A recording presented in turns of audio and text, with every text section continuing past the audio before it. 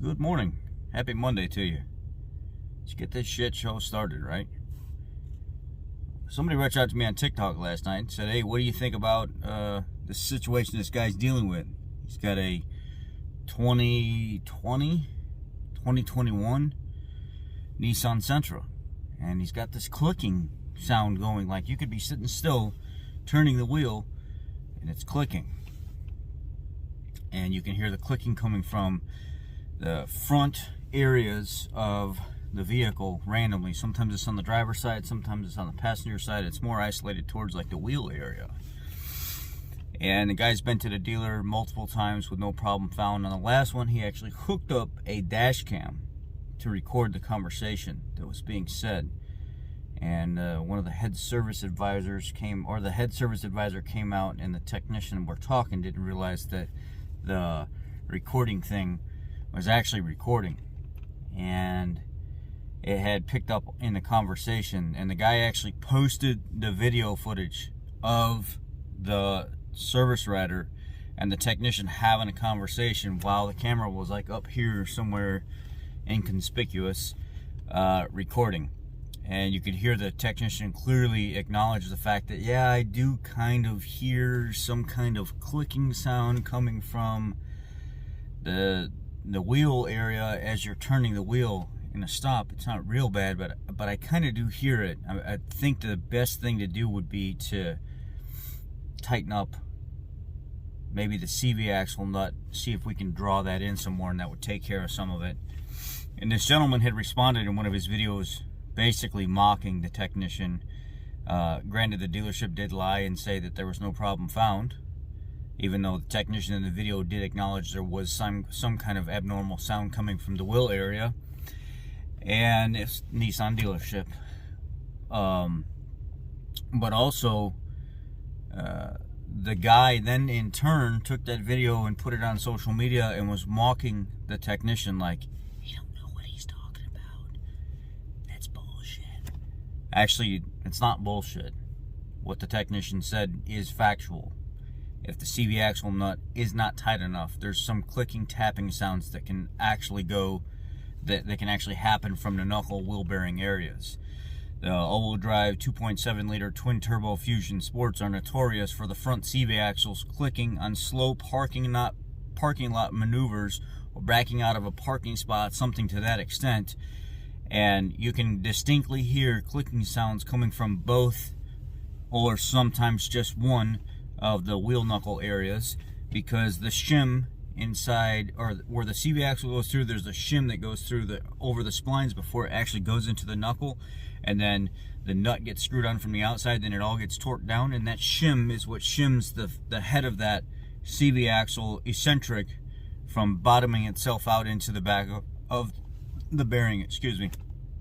And what you would do is you pull all that apart and you put a new shim, put it all back together, and then retorque everything, and it takes away that clicking sound. Also, from strut tower areas, you can get a lot of that clicking sound as well. But because of the amount of trouble that this guy's been through, and then going back to the dealership again, he decided that he wanted to reach out to the owner of the company and cause grief on Facebook with the owner of the company.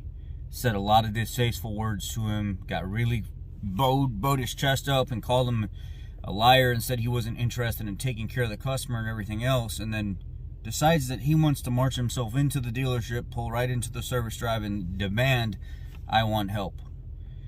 After trying to talk to the head service writer, the manager wasn't there at the time, and the GM stepped in, and then the owner came into the picture all at one time.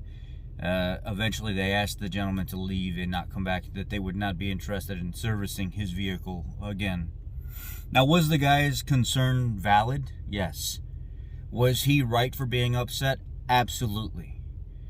Was he right for putting himself in a position to where he went to social media that would then start talking about how the tech was wrong by saying that some of that clicking sound and stuff could have been coming from the wheel knuckle area, the CV axle area, something like that? Absolutely. He should have never put himself in that position to where he was now claiming to be more knowledgeable than the technician that was working on the vehicle. Is it wrong that the service writer and the technician did talk about this concern, that the technician did disclose to the service writer that there was a verifiable problem, and then the service writer then turned around and said to the customer, no problem found. 100%. This is a shit show from the very beginning. And had the dealer alleviated the problem by actually taking care of the customer and recognizing that this is a valid concern, this is a $28,000 shitbox vehicle that this customer is going to own for the entirety of whatever this loan is, that they have to live with this, that there should be something taken care of. Absolutely. This spiraled out of control. The customer ended up getting so emotional that he got to the point that he was being belligerent. He was coming at the dealership the wrong way, and he was feeding their fire, or he was feeding that negativity coming from them, basically in a way that was not appropriate. And it got him thrown out of the dealer and made the situation worse. So across the board, the whole entire situation was funky and wrong to begin with. The customer should have been taken care of. Always make sure your concerns are validated. Always make sure your concerns are marked up on the paper every single time you go into the dealership with the same verbiage, the same writing, the same everything. Don't let anybody change anything when you go into the dealership. Make sure the wording is identical every time you go in for the same concern, because just a little bit of tweaking with your wordage can throw you into a different category of that's not lemon law. Well, this time you went in for a noise concern, but they said on this time that they were checking for fluids that could have been causing a noise concern. No, that's not what I said. I want you to write on there, my concern is a clicking sound at this type of speed between this, and this is, the area that I hear it in. Don't write all that extra stuff you feel like writing, because that's not what I said.